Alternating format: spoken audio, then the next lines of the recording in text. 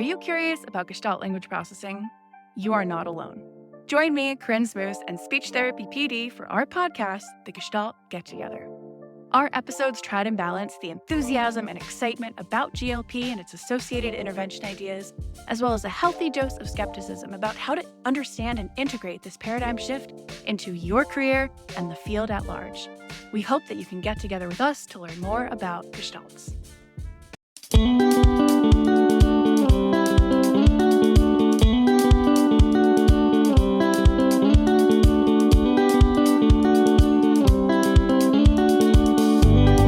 Welcome to SLP Learning Series, a podcast series presented by SpeechTherapyPD.com. The SLP Learning Series explores various topics of speech-language pathology. Each season dives deeper into a topic with a different host and guests who are leaders in the field. Some topics include stuttering, AAC, sports concussion, teletherapy, ethics, and more. Each episode has an accompanying audio course on SpeechTherapyPD.com and is available for 0.1 AAC CEUs. Now, come along with us as we look closer into the many topics of speech-language pathology.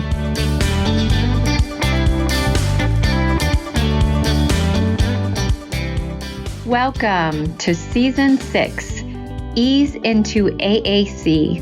As a global leader in assistive communication, Tobii Dynavox understands how overwhelming it can be for families, users, and even seasoned clinicians to take on the challenges of identifying and funding an assistive communication device. We are eager to support speech-language pathologists and other professionals in assessing and implementing AAC solutions for their clients. Our website, TobiiDynavox.com, and our free learning hub, learn.tobiidynavox.com, are full of therapy materials, classroom resources and curriculum, and hardware and software trainings to help our customers embrace AAC with confidence. Additionally, the Tobii Dynavox for Professionals program allows you to register for free versions of our software to use with clients. And welcome to the podcast mini-series Ease into AAC, presented by SpeechTherapyPD.com. Thanks for joining us for our fourth episode, Back to School. This is a six-part series, so this is our fourth episode, and we've got a couple left, which is very exciting. This audio course is offered for 0.1 AAC CEUs. I am your host, Kate Thomson, and I am a certified practicing speech pathologist from Australia. Recently, I realized I probably sound really weird to you guys with my accent. And so if that's the case and something doesn't quite make sense, please just let me know. I've been working with people using AAC for the past 10 years, and it's an area that I'm incredibly passionate about. As your host of the podcast, I do receive compensation from Speech Therapy PD, but I have no other financial or non-financial relationships to disclose. Today, we are joined by Dr. Cheri Dodge, who is an assistive technology consultant, adjunct professor, and published researcher. Prior to her position in assistive technology, she worked for 20 years as a speech-language pathologist in pediatric private practice, rehabilitation clinics, and schools. Dr. Dodge has a clinical doctorate in speech pathology and is currently studying for her Doctor of Education degree with a focus on AAC. So very busy lady. She receives compensation from SpeechTherapyPD.com as well for joining us today, but has no other financial or non-financial relationships to disclose. Before we get started in today's episode, just a reminder that we love and encourage questions. So please shoot through any questions that you have into the chat and we'll do our best to answer them today. If you have any other questions that come up after today or during your week when you're thinking about it, feel free to email me directly. And my email address is Kate, K-A-T-E, @SpeechEase, SpeechEase.net.au. So let's jump into the topic of today, back to school, where we'll be talking all things AAC in schools. So how to implement AAC, how to support teachers to model AAC, and what clinicians can do to work with schools and families effectively. So welcome, Dr. Dodge. Would you like me to call you Cheri during this, Cheri? Cheri, sure. You can call me Cheri. That's great. Cheri, sure. Awesome. So thank you so much for joining us. And I would love to hear some more about your story. So can you tell us about how you got to where you are today? Oh, it's kind of a longish story. So I was in second grade. I was going to be a teacher for individuals who were deaf and hard of hearing. And then, of course, I changed my mind when I got older and I was going to be a marine biologist. And then I got to college and I still studied biology, but I was like, I don't know about this whole marine biology thing. Maybe I'll go into teaching. So my first job outside of after my college experience was as a high school biology teacher. I did not enjoy it at all. And I was like, what else can I do? I need something else to do. And my mom said, well, what about speech therapy? And I said, I don't know. Well, I kind of know what that is because my father, when I was almost 19 years old, had a massive stroke and it left his communication permanently impaired he survived for 20 more years, but he never regained his verbal communication skills. And so I was like, okay, well, sure, I'll try that out. So I went back to school and I got my master's. And then I got a job and I was working with individuals who were switch users and like mid-tech single button, users. And this, I had graduated in December of 2000. So there was no AAC course out there. Like, I didn't know what this was. I didn't even know what these switches were. Like, I was so confused. And I was like, what am I missing? And I felt like, and you couldn't just go online and look things up, right? This was like dinosaur age, like maybe we had some email, but I think you could only email people from your own like institution. So I was kind of looking around and I got some recommendations and I ended up moving across to the other side of the country to do a 9-month fellowship with a prominent AAC researcher here in Portland, Oregon, where I still live now, 20 plus years later. And that kind of set me on my journey working with AAC. And that 9 or 10 month fellowship, after that was done, I decided I really actually wanted to go, to my surprise, to my shock, I wanted to go back in the schools.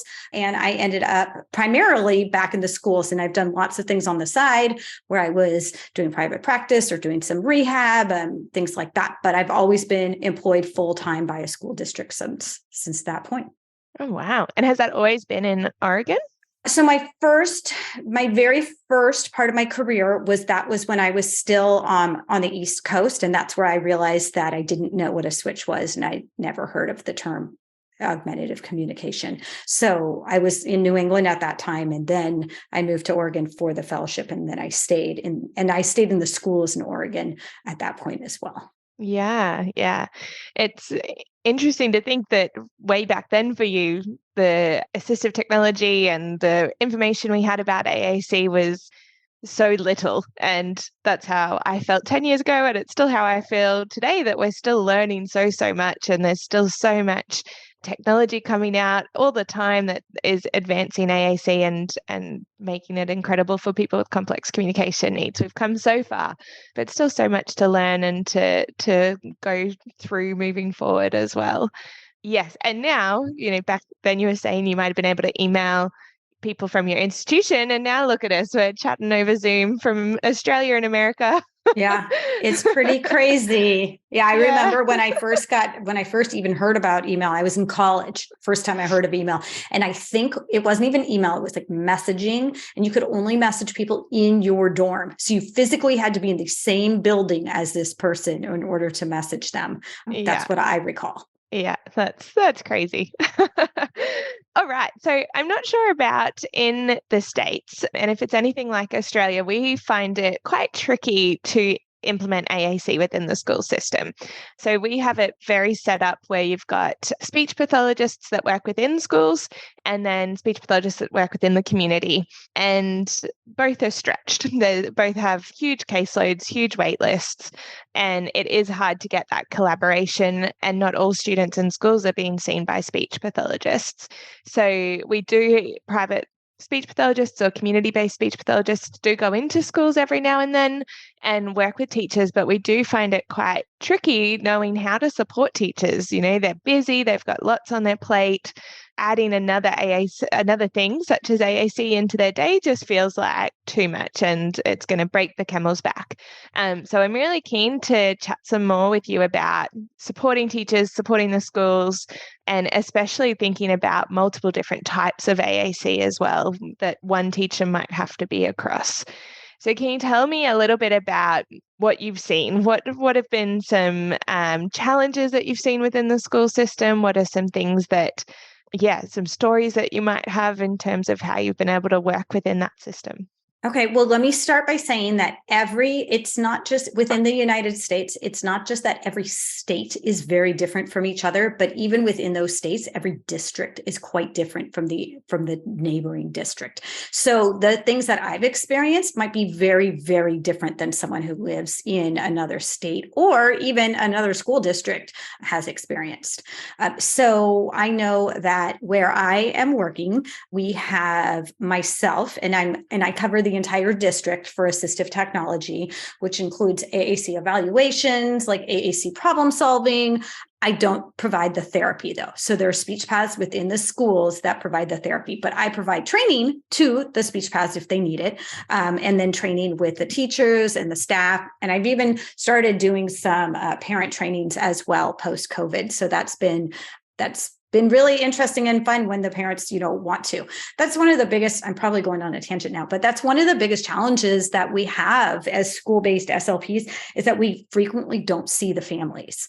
It is very hard for us to get a family to come in because typically during the day they're at work, and we're at school and never the two shall meet. Or they can come in. Let's say they can come in because of their work schedule or just because of their schedule. Well, if you want the teacher to be there, you have to plan it for their prep period, assuming that they even have a prep period. And then things get very, very complicated. So scheduling and working with parents is very hard. And I also know that at least where I work, we have a very diverse population with a large number of families that do not speak English or do not speak it well. So then we have to add in the interpreter component there as well to try to make that connection.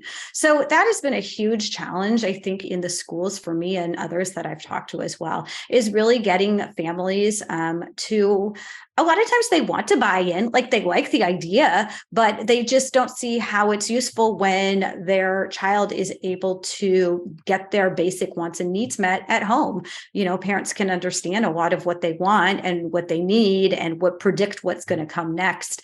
And so they don't always see the value of AAC. It's more of a burden for them than it is help a lot of the time. And I can see, it's hard to be a parent. It's really hard to be a parent. And then if you add that extra component. Okay, but let's move over to the school side, because that's what you were actually asking me about. It is also very hard to be a teacher. I think that our teachers have some of the hardest jobs out there, both the general education teachers and the special education teachers. They have so much thrown on their plate, and they're asked to be, not only teachers, but social workers. They're trying to get kids set up with clothing, trying to get them doctor's appointments, trying to deal with sometimes very aggressive behaviors with or without support from their administrators. And they're, doing it in a society and an environment where they don't get a ton of respect and support. We definitely are not, my area is not one where we get lavished with teacher gifts. I think I am the speech path. I'm not the teacher, but I think I've gotten 5 in 20 years. So it can be very challenging, and a lot of teachers that don't feel super passionate about the idea of children's voices and expressive communication being a key factor in education will be like, that's great. And I think that's a great idea. I just can't put one more thing on my plate or in here. So something that's going on right now is I have several communicators with very complex bodies, and we're trying to get them set up with either eye gaze or switch access. And the equipment, I'm just floored at how much, and the teacher I'm working with is great, and she loves all this, and she has a very strong positive feeling towards AAC and communication. But just the equipment that I'm bringing into her room it feels like it's taking up half her room, and she's got 15 to 20 kids, and this is all for 2 kids. it can be very challenging for our teachers. Yeah, for sure. And like you said, they're managing behaviors and they're educating. Like they're still trying to follow a curriculum and support the growth and learning and development of their students. And like you said, it can be 20 children in a room. And in Australia, it can be up to 32, 34 kids in a room. They are supporting and all with various needs and at different levels. And it's a big balancing act for our teachers. Right. Yeah. Especially when there's outside equipment, when we're talking about aided communication, that's outside of the child's body, because then there's just one more thing to cart around, one more thing to remember, one more thing to strap to the wheelchair. And it probably is happening in Australia as well, but we have a huge shortage of instructional assistants right now, huge. And so there's never enough personnel within the room, and those that are there, there's a very high turnover. So it adds to the challenges of the job. Yeah. It's very similar here as well. And that ever ongoing training for assistants is nonstop. It feels like you get someone all trained up and then they head off and you kind of are starting again, which is really hard for everybody involved. Yeah, well, it's frequently a job that I'm like, that is one of the most underappreciated jobs out there, because they have to work so hard for so little money, and they should be compensated, and for good reason. Many of them are like, this isn't worth it, and move on to something else. Yeah, absolutely. And so when you have been working with teachers, especially bringing in lots of assistive technology, so this is for somebody that isn't using direct access, or they're not using sign, like they're using high tech or a low tech system that needs something to be brought along with them. It's not just what's on their bodies. How have you found working with teachers, and what are some tips or tricks that have kind of helped integrate those systems that you've found useful? So I'll tell you, I have not found anything magical yet. I'm still searching for the magic wand. Yeah, I'm still searching for the magic. What I have done, and what I'd like to do more of, is I have provided some training to staff. And for some of my schools, I'm able to do that like a once a month for 20 minutes, where I just, we gather the staff and myself and the speech path, or just myself, talk to the staff for these are the rooms that are the special ed rooms that have multiple kids in it that are using, that have complex needs. And I feel like that overall is helpful, but it's only once a month, and it's not front loaded at the beginning of the year where it really should be. And then the other issue, of course, we have is there's only one or two of these slots available per month total. And it's so some schools don't get anything all year, and other schools have, get the once a month, because they were proactive at the beginning of the year. They're like, okay, let's schedule you now. And I'm like, great, sounds great. And then another school's like, well, what about us? And I'm like, oh, shoot. Yeah. So figuring out training times is very tricky, because the way the schedules just don't align. And even when the teacher might happen to be free, their educational assistants are never going to be free at that same time. And so we're kind of trying to figure out how to piecemeal it and put it together. And it's still a work in progress. Yeah. What sort of things do you go through in that training? So I have a couple of different trainings. I've done one over the years that's a lot more about what core vocabulary is, why core is important, and spending a lot of time on that. And then I have some trainings, quite a few trainings, in which we've just talked tons about modeling, and aided language stimulation, and showing how to use the core, especially the core boards that we instituted around the district, and how to practice using them and their importance. And then more recently, I was doing a training on just communicative functions, and trying to help staff, especially our IAs, who are like, well, if they just could tell me that what they want, like, we'd be all good. Trying to help kind of get beyond that and be like, that's great. What you want, what that kid wants is great, but let's think broad. Let's think, beyond just this year. Where do we want them to be when they leave school at age 18 or 21 or 22 or whatever it is? And so we've started some training on kind of thinking big and having more of a lifelong focus, which is really hard. I know, after working in the elementary school for so long, I always wanted my kids to make progress now. And if they didn't, if they weren't doing great by the time they left elementary school, I figured, oh, well, it's too late. But now in my current role, I'm seeing them up to age 21. So some of the kids that I had in elementary that I was like, oh, they're making really slow growth. And now I'm seeing them again at 18, 19, 20. And I'm like, they did grow. I mean, it was at their own pace. They didn't grow at the same pace as someone else, but they were growing. And to put that in perspective is really helpful. And it can be really hard for a teacher, especially if the teacher only has that student for 1 or 2 years, because it can feel really frustrating, the slow growth. And it's really important to help yourself just know this is just one tiny piece of the puzzle, and that this 1 or 2, years that you're with this student might feel like it's a long time, but really in the scope of this child's life, you are just, you're just so helpful in helping them eventually become who they are going to be. Yeah. I remember having a conversation with a bunch of teachers about a client that I was working with, and they said, oh yeah, so we'll give this thing a go for like a couple of months, and then if it's not working, we'll change it up. And I was like, how about we give it a go for a couple of years? Yeah. I said that to some speech paths today. I love them, but they were new to where I was trying to teach them about partner assisted scanning with a light tech, communication system. And they were like, okay, so we're going to be doing this for a little while. I said, you're going to be modeling this all year. So I was like, I don't even expect this student to know how to use it by the end of the year. Maybe next year we'll really think we should expect more of a response from this student, but you're going to be modeling this for the year. And they're like, it's hard to think that far ahead. You want to think, 2 weeks is going to be great. And then if they don't make progress, we'll move on. Yeah. And it's that longevity, like you're saying, it's for a teacher, if they're only with them for 1 or 2 years, it's such a small part of that person's life. But it's those constant, consistent, repetitive year on year on year growth that is what helps that person when they do turn 18, 19, 21, that you see that change. And if we focus only on the year that you're working with them, that's not enough. And I think you could probably relate that to education as well. Somebody in prep, so that's our first year of formal schooling in Australia for 4 to 5 year olds.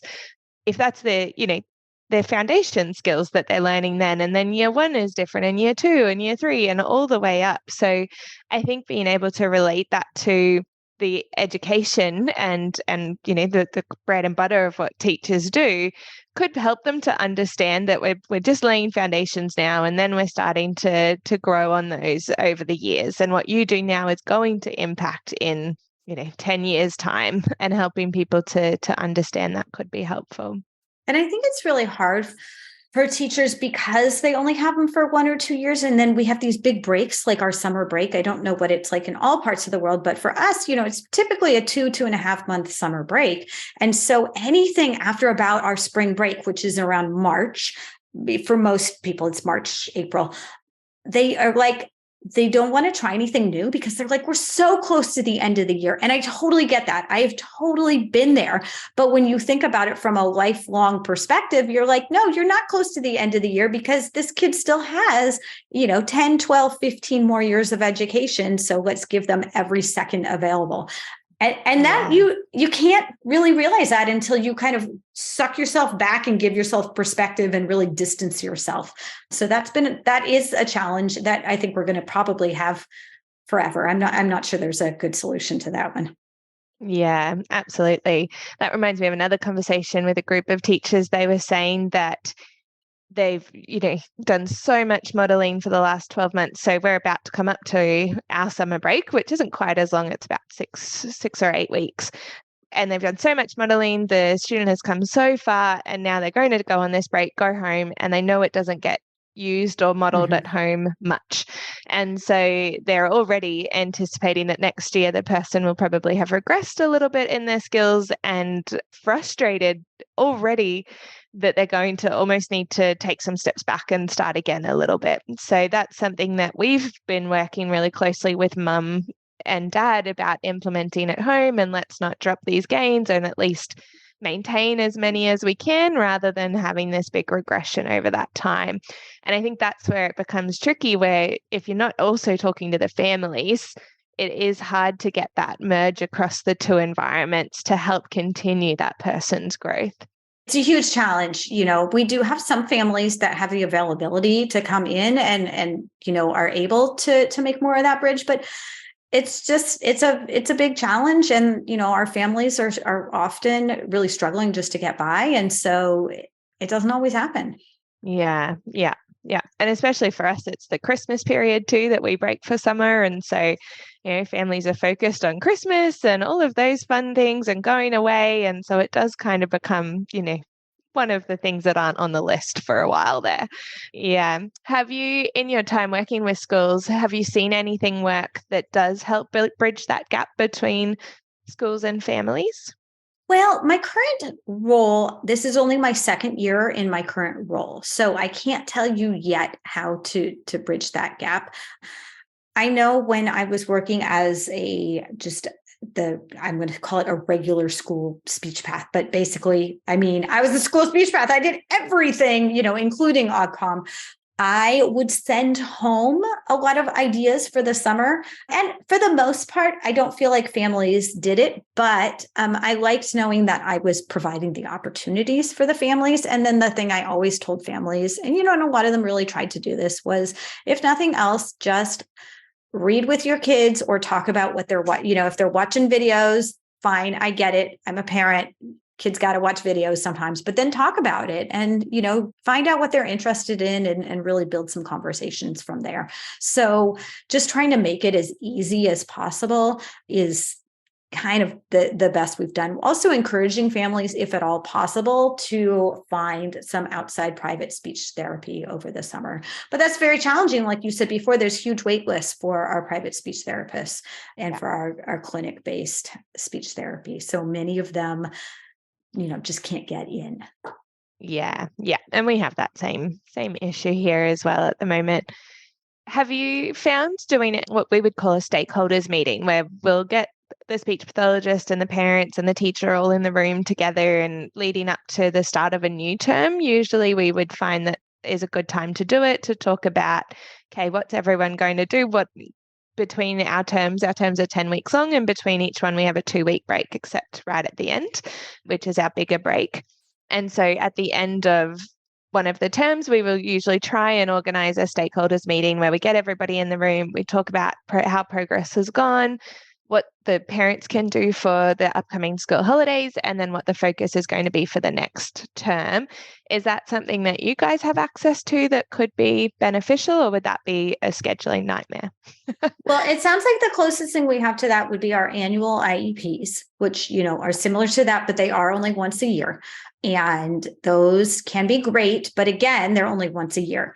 I know that some families, at their request or the school's request, we do meet about in the summertime, right before school starts. So teachers come back a week or two before, the students start. And so for some families, we'll have those meetings with the whole team before the school year begins.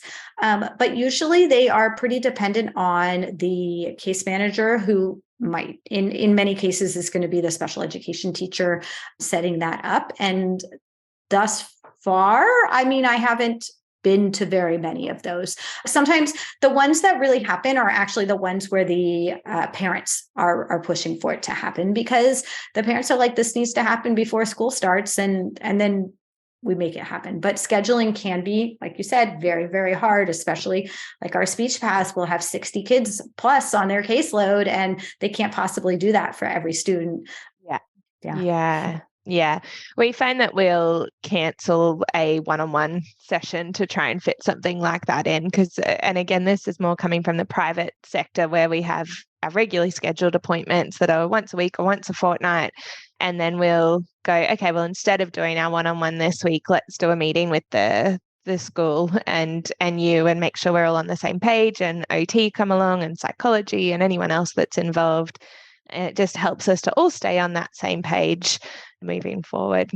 I think it sounds amazing. If it's possible, it's making it possible, I guess. Yeah. The other thing that we've found work really well over here is something called Story Park. Have you heard of that before? That doesn't sound familiar. No, so there's StoryPark or Seesaw, so it's an app. Okay, Seesaw I've definitely heard of. Seesaw? Okay. Yeah. Keep I was going going. to say, I think Seesaw might be more utilized in the States. Yeah, so we use that as well, that we'll sign all of our children up that we're working with, and the teacher will join, the parents will join. Again, any of their other allied health professionals join, and people just write little updates in there and send videos and kind of just collab in there, which helps to keep everybody on the same page over the course of a year or however long between those stakeholder meetings, just to help keep that up to date and keep everybody working together. Is that something that you've ever utilized before? So I love that. Our district has a lot of limitations, and I don't think it's just our district. I think it's many because of FERPA laws. So that most messaging applications we are not able to use because of that. And then when you add in the fact that speech and OT and PT are also health providers, then we also have to look at the HIPAA laws. So we have not used, usually we're just using our like secure email for that kind of correspondence, but I do love that idea. And I would love to be able to send like videos and chats and photos and things like that. But we have a lot of those laws and barriers going on. Yeah. And that's exactly why most Australians will use StoryPark, because the service is in Australia and that meets our privacy standards and all of those sorts of things, all those things you need to think about when you're thinking about how to network and work with one another as much as possible. Yeah. And do you find you utilize emails much in terms of corresponding, and has that been helpful? Well, I think it is super helpful for the school district team.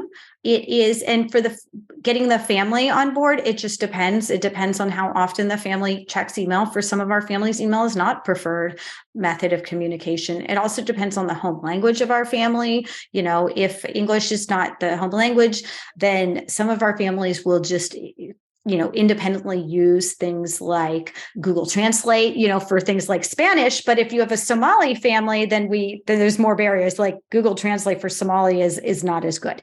So yeah, a lot of that depends on those things. But within the team, I think we have a lot of great correspondence between the, speech, PT, OT, and the special educators, where most of the teams that I'm on are very communicative in that way. But I will tell you, I don't know if this is true everywhere, but I have a very hard time communicating with many of the private speech therapists out there. What I think, a few are amazing, absolutely amazing, but others, I feel like because corresponding with the school is not considered billable time, it's not worked into their schedule. And so there's little to no correspondence. In fact, usually I don't even know that a child is receiving outside services. No one tells us. The parents don't tell us, the hospitals don't tell us, the private, And so every once in a while luckily, this doesn't happen too much, but I've had at least once a child that we didn't even know was getting outside services all of a sudden show up to school with an AAC device. And no, we had provided no input, even though we're the ones who are actually working with the child, 5 days a week. Yeah. So It can be very frustrating, but there's a few that are amazing out there. And part of it is I'm learning how to build relationships with those people so that they know that they can just, get in contact with me. Yeah. And I think that's the thing. Everyone is so busy. The whole world is busy, and being able to keep on top of who's involved and who's not, and all those networking opportunities and that sort of thing can be trickier. And that's really interesting. Over here, we would consider liaising with the school a billable activity. And so it is something that is prioritized as part of our that would be service wonderful. delivery. Yeah. I called a private practice just the other day because I wanted to coordinate with them. They really gave me the runaround, and it's been like 2 or 3 days and I still haven't heard back. And I don't know if I'm going to hear back. I really don't. They made it sound like, oh, you want them to get hold of the school? And I kind of left me feeling icky. Yeah. Well, that's no good. We do have a question that's come through. So with the AAC device or modalities that you've been trialing, do they travel between home and school each day, including trial devices, not just something that somebody owns? Can you tell us about how that works? Yeah, so this is an interesting one that seems to be very different from district to district. And the legal issues involved are very unclear to me. In my district at this time, this doesn't mean it's going to be forever, at this time, if it's a school-owned, especially trial device, because we try to help families get their own device for their kids through insurance or through grants or something like that.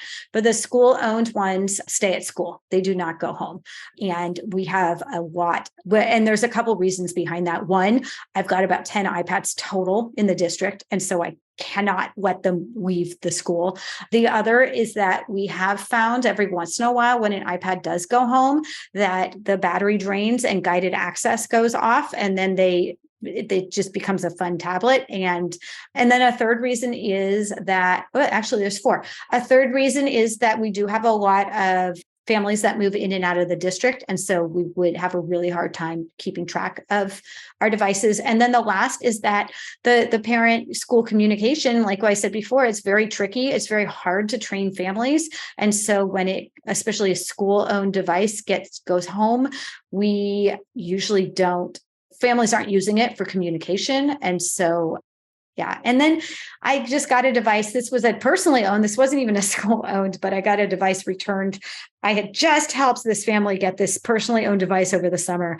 And, in October it comes, and it's an iPad based device, and just shattered in a million pieces. And I was like, oh, and then mom's like, you know what, when we get this fixed, let's just leave it at school. And so mom said that, and I said, yeah, I think that's probably a good idea right now. Yeah. That's a forever challenge, is it's staying intact. Yeah. But I work with some companies right now that provide us loaners as part of the evaluation process for insurance funded. And my favorite part about that is that those go home. I'm like, school doesn't own this. You can take this home. And then I'm super excited because I want the families to kind of explore. This is while we're still in the trial phase. And I want to see like what family buy-in is like, and if they're excited about this, device as well. So I do go out of my way to make sure before we get anything funded that they get a device that they can bring home for as long as possible. And it just depends on what the insurance says. Our insurance system here in the US is very wonky. Yeah.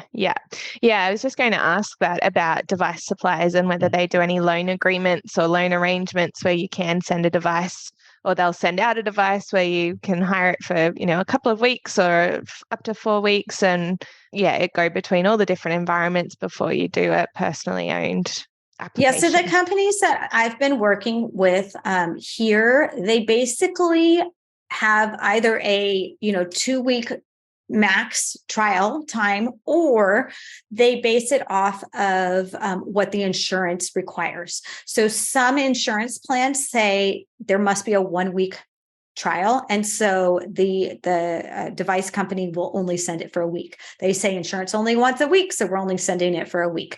Whereas others say we want 4 weeks. And so then they'll send it for 4 weeks. And so they really just send the minimum amount of time that's needed for the insurance. And I've run into a problem recently where I have a student where the insurance doesn't require any trial with the device. I mean, they require an evaluation, but not like an extended trial. And so the company's like, well, we're not going to send you one because insurance doesn't need it. And I'm like, no.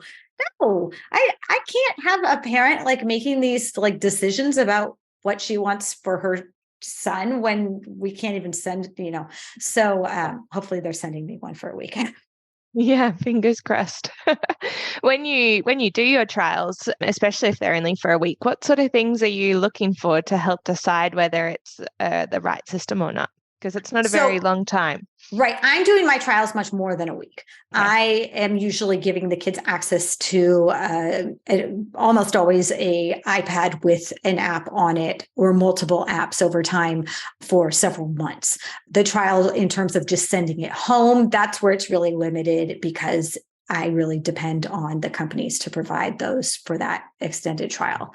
Within the schools, I am having the teachers If they're in like a special ed classroom, and then the speech pathologists work on modeling and giving them opportunities. And then what I do is I actually just take the data for the trials. So I do it all based on language samples. I have the speech path do some kind of fun activity with the child, and I do a 5-minute language sample. And then I compare, 2 weeks later, I'll do a 5-minute language sample using maybe a different system, or maybe using the same system again to see if any difference is made. And then I keep track of all their verbal communication as well as their aided AAC communication. And I basically am like, did it help? Did the aided AAC make a difference in their ability to communicate? And how much buy-in did that student have in the system as they were using it? And every once in a while, I'm like, you know what? I don't think we want to go this route right now. This student is not bought in. This is like, it just doesn't seem to be quite the right match for them right now. Maybe let's try something else. And every once in a while, someone will surprise me where I'm like, they aren't bought in. And then we try a different app or a different side. And all of a sudden they love it. And I'm like, what? I mean, it wasn't that different. I don't know what changed, but yeah, sometimes they will surprise me. Yeah. It's funny because to us, the systems aren't all that different. Like they might be they're slightly not. set up a little different. Might look a little different, but they're all like same basically in our minds. But for I know. our users, they're like, this one I love. The rest, scrap them all. Although communication partners often are like, that one looks scary. There's certain ones that communication partners get, teachers and speech paths and stuff are like, that looks too hard, even though they're not all that different from each other. No, not at all. At Tobii Dynavox, it is our mission to empower people to do what they once did or never thought possible. As a global leader in assistive communication, we strive to provide innovative solutions, support, and resources to individuals, caregivers, and our professional partners. With a variety of hardware and software for diverse users of all age groups, and with various diagnoses, we are your partner throughout the AAC journey and beyond. Learn more at tobiidynavox.com. Okay, so going back to supporting the teachers in the classroom. So you were saying before that you have a core vocab board that each of your teachers in the districts have. Is that right? Right. So we have a core vocab board that we have everywhere. It's become a system-wide thing. So we have poster size in the classrooms, individual size, like on student desks, lanyard size that go around that teachers are in theory wearing around them, for the playground or this or that.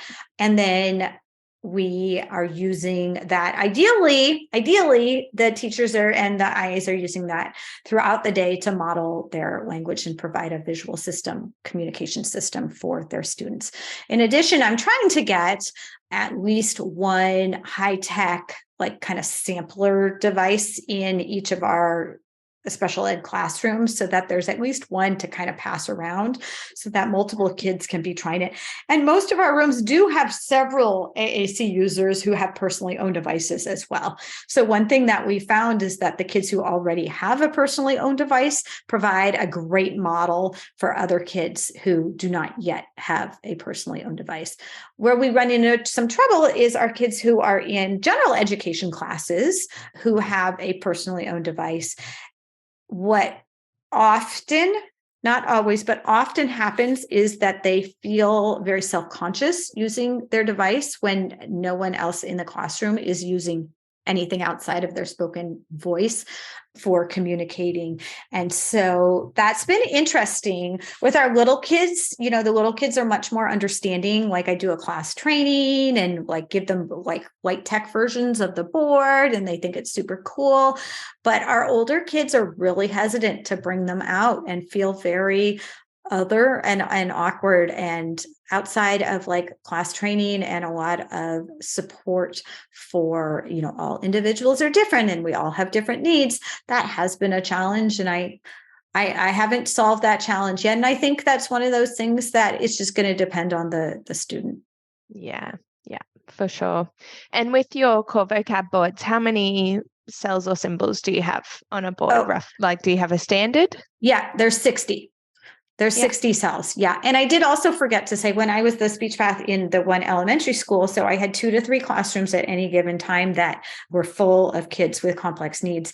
And I was in those rooms every day or almost every day, leading the circle time and modeling for the teachers and the IAs, like how to use the White Tech core vocabulary and how to use communication partner strategies throughout that time. So I'd like to think that that kind of rolled over and they were able to start using those skills during the times when I wasn't in the room as well. But I know some other speech pathologists in our district are continuing to do that kind of thing as well, where they are modeling with whole class instruction on a regular basis, like multiple times a week. Yeah. And with the boards, whereabouts did you get them? Is that something you made yourself? Is it something that you've found online? Where would other people be able to find them? Yeah. So the boards that we're using at this particular moment are just the White Tech version of the Word Power 60 that we just got from the Saltillo website. We use the flip book version so that there's fringe vocabulary. Ideally, we would have it customized so that the very top row of the fringe has that child's, like favorite words and interests and things like that. The reality is nobody has had time, at least this year, to customize that so personally, but that would be like the icing on top. I would really be happy if that ever happened. Yeah, for sure. Again, that time factor, it just gets us all the time. And when you are working in those classrooms that do have multiple users that might have different personal devices and they're also trialing different devices, how do you find supporting the teachers to be able to model, like go from a lamp device to a pod device to a book to using ASL? How have you supported that for teachers? It's really hard. That most of the teachers, they're like, okay, I kind of get this one system, but have a really hard time with other systems. So we're still trying to expose our teachers to more than one system. So my goal is like every month for those rooms that are getting a monthly training, bringing in the different systems and be like, okay, Johnny uses this system. Let's practice finding words on it. Katie uses this system. Let's practice finding words on it and getting them used to the different systems. Luckily or unluckily, depending on how you look at it, we mainly have just 2 systems in the district. And so there's not a huge amount of variation. But then every once in a while, some kid will show up with a 3rd system. And I'm like, oh, shoot, now I got to learn this too, let alone the teachers. Yeah. Because there are so many things out there, like potentially you could have an infinite number of systems come in. And that's a real challenge when we don't have the time to have IAs actually like flip around and find different words. I know one time when I was doing a training, I said, all we're going to do is find, 20 words on this particular device. And they were like, oh, well, thank goodness. I've never had time to sit down and actually even look for these words. Yeah. And we find here that schools take a bit of a whole school approach. So the whole school will implement pod, or the whole school will implement Proloquo to Go, or something like that. And what we find challenging is if we have a user that's using something different. So they might use LAMP, for example, and they'll go into the school and the school's like, oh, no, we do pod, or we do Proloquo to Go, or whatever they do. And we find it quite challenging to say, well, this is this person's language system and their voice, and we do need to allow people to use their voice and what they're used to. Have you ever come across that? Yes, but now I have to ask you a question. If you were part of the team that was coming up with, evaluating that student, were you taking into account what the school was doing to begin with? Because this is where we've had the problems where they don't take into account what the school is mostly familiar with, and then communication partners. Because these kids are in the school 5 days a week, we want, for the most part, if an individual can use the system that the communication partners are used to, for the most part, we do want them to use that. And there will always be exceptions, of course, but when some outside person who doesn't work with the communication partners who are working with them every day comes in and just kind of was like, well, I know this system, so this is what we're going to use, it definitely can be challenging. Yeah, for sure. And you're exactly right. Having that holistic approach and going, well, what are the schools using? And, we might see somebody when they're quite little before they're in school and think, And well, that where are you 100%, going? right. Yeah. If Yeah. you're like 3 years old and you're like, we need to Yeah. give this kid a system, for sure. But when they're 9 and we're already working with them, and then they're like, some outside person who's never corresponded with the schools, it is very hard to get that collaboration. Like I said before, it's not billable time for our private insurers. And so and the school speech paths usually don't have time either. I'm in a luxury position right now where I can make those phone calls and send those emails. Yeah. So it's something that we consider, and we'll say to families, where are you thinking about sending them to school? So we can get a bit of an idea of, where that child's headed and what type of systems that school is used to. So we can start to think about what to put in place now and into the future. But then you have people that move from a different school and all of those things, and makes those exceptions to the rule. Always. And we do need to be flexible too. I mean, it's not fair to say every child, if you're in a pod school, for example, it's not fair to say, well, most people in this school use pod, so you have to use pod. I think it's more realistic to say most people in this, school use pod, so let's try pod first. And then if that doesn't work, then we say, okay, so let's try something else now. Yeah, fully agree. And so have you ever had a resistance from a teacher or a assistant that says, nope, I know how to use pod, I'm not using anything else? And have you ever come across that, and how did you respond? I've never had someone just outwardly say no, but I've definitely come across a lot of people in the past who just they're like, that's intimidating, so I'm just not even going to really try. So it's kind of like I don't have time for that. Like that's too tricky for me, without actually ever saying the words.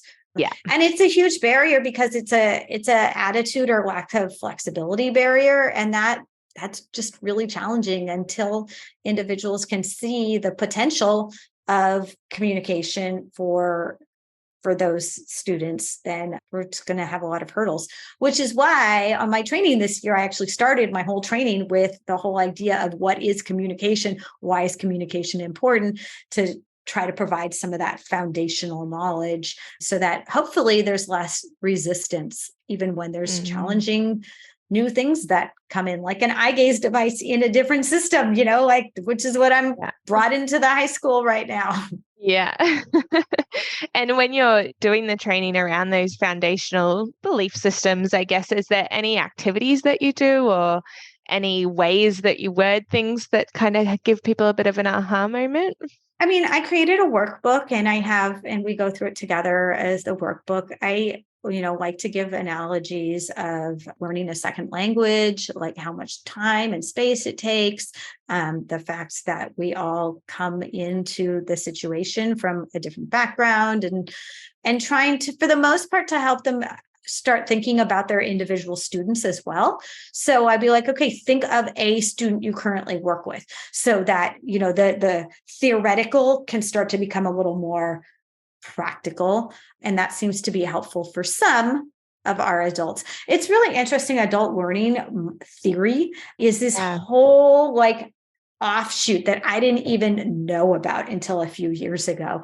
But adults don't learn exactly the same as kids. It's similar, it's same but different, right? There are some things that adults really need to do. Like what they found is a lot of role play and things and adults don't want to, right? We feel super self-conscious. Yeah, they hate role play, but the research shows it works. Whereas kids don't always need to do role play because their whole life is like pretend. And so they don't need to do extra role play.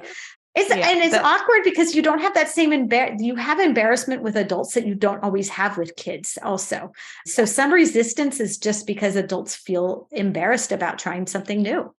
Yeah, and scared to get it wrong. Like, what happens if I get it wrong and fail? Yeah, is a big undertone. Yeah, but that body-based learning is something that's so important for adults to learn and really not just theoretically get it, but mind, soul, and body get it and be like, yes, I understand why communication is so important and why we're doing this. Because I think a lot of the time, theoretically, we can understand something and we're like, yeah, that makes sense. but then when you actually go to put it into practice, you're like, oh, I don't really get it. So that body-based learning can be really helpful. Yeah. But it is challenging. It's challenging for adults. It's challenging for adults to even be willing to give it a try sometimes. And I know I'm one of those people that are like, okay, everyone stand up and go to the other side of the room. I'm not standing up yet. Yeah. Yeah, absolutely. So I will go to our attendees that are here today. If you have any questions, can you please put them into the chat box for me? And while we're collecting those, Cheri, if you can let us know, what are your main tips or tricks for people that are getting started in AAC or finding it challenging to do AAC within the school system? What are 3 key points or something like that you would recommend? Doesn't have to be 3. What are your tips and tricks? Okay, so my first is that it's really important that we as speech paths or as special educators or as OTs or PTs or family members, anyone who is a communication partner, really learn the skills that are needed to help our individuals with complex communication needs. And there's lots of different acronyms and way of saying it, and I can't remember more than 4 letters at a time. So I came up with a 4-letter acronym. It doesn't incorporate everything, but it gets the main ones. And that's my WISE acronym. So the first is that we need to make sure that we wait and have a really long expectant pause while our individuals who have trouble processing information not only process, but then figure out a way to get it from their brain to either their mouth or their hands or their foot or however they're going to be accessing their communication system. The second is invite. We want to make sure to invite our individuals to communicate with us. So many individuals with complex communication needs are talked at or talked over, but not really talked to beyond what do you want. So really inviting them into situations where communication is fun. The next is S, and that's for show. And that's where the modeling comes in, where the visual portion of the communication, because we know that many of our individuals with complex communication needs really struggle with the auditory part. So let's give them the extra bonus of the visuals, but we have to show them to them, right? That little stick figure from Boardmaker makes no sense until you're taught it and you see it and are pointed to it and see it in action over and over and over again. And then the E is for expand. So anything that your individual does communicate, expand it to make a little bit more. It's got, the Vygotsky's zone of proximal development-ish type idea. We're just going to expand to help individuals grow, because that's our job, is to help them grow just a little bit more by making things a little bit more challenging. So that's my number 1 tip, is to learn how to be a really good communication partner to our students who have complex needs. And then my second tip, and this is more learned just recently, is it is okay to get yourself an iPad, get some apps. Some of the companies will provide speech paths with free apps if they're doing trials, or hopefully you can get your school district to pay for like 2 apps, 2 of the big ones for your area, or 3. Hopefully, I know it's really challenging. We definitely have budget issues in my part of the country, and just be like, okay, let's try this out and just play around with it and get comfortable with it and learn how to use it with the students so that then they can start playing. And sometimes I will literally walk into a room and I always put my iPad on guided access. That's tip number 3. I will put my iPad down in front of a student and then I'll just walk away. It'll be open to the app and I'll just walk away. And I'll be like, what are they going to do? And some of them just pick it right up and they go, do, do, do, do, do, because they've seen their friends using, something similar. Yeah.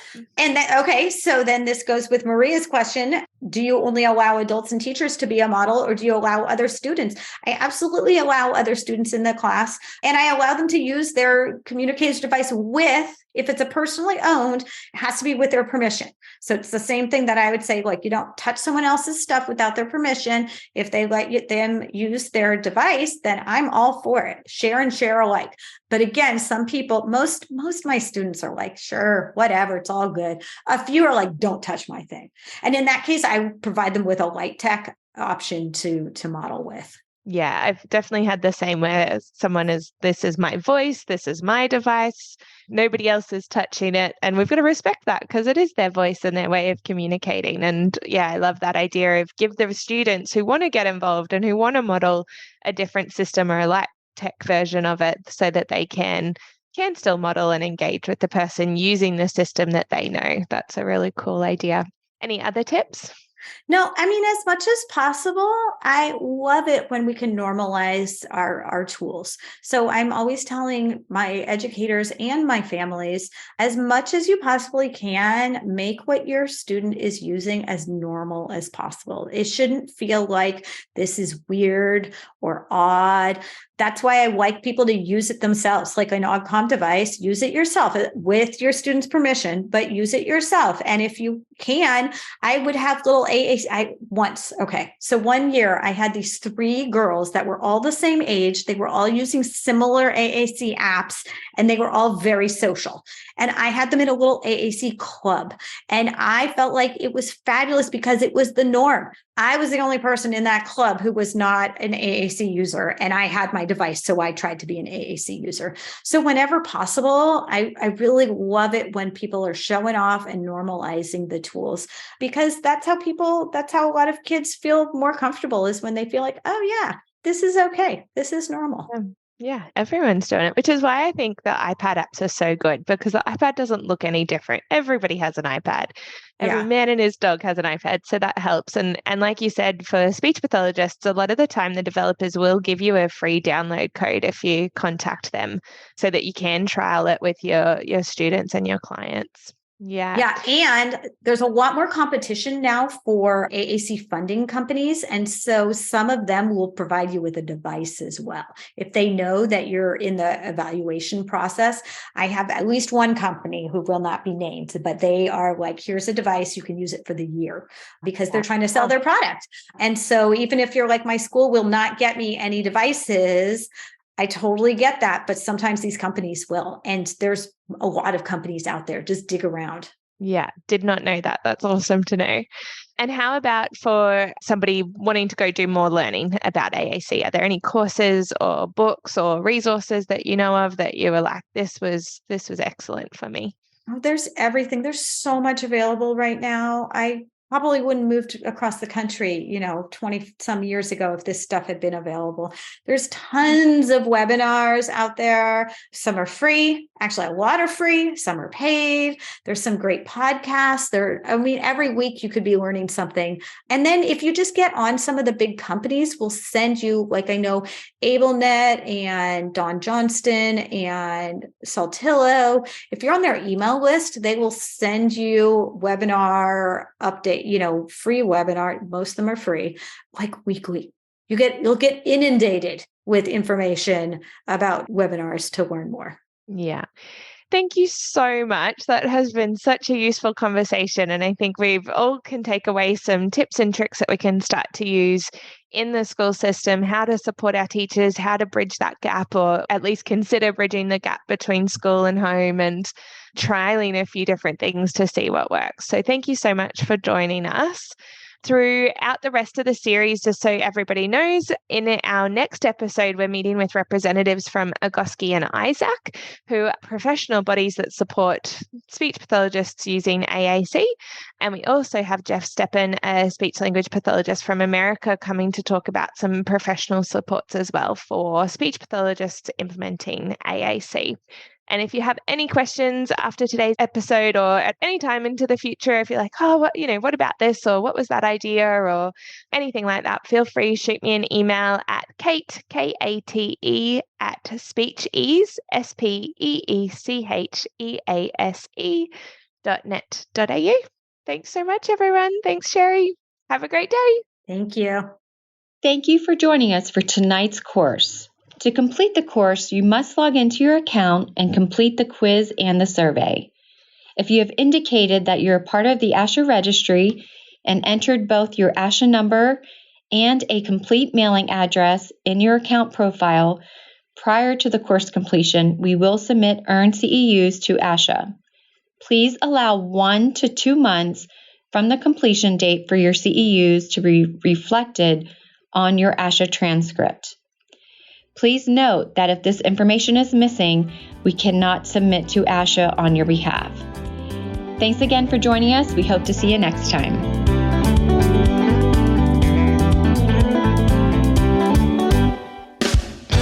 Thanks for joining us at SLP Learning Series. Remember to go to speechtherapypd.com to learn more about earning ASHA CEUs. We appreciate your positive reviews and support and would love for you to write a quick review and subscribe. If you like this and want to hear more, we are offering an audio course subscription special coupon code to listeners of this podcast.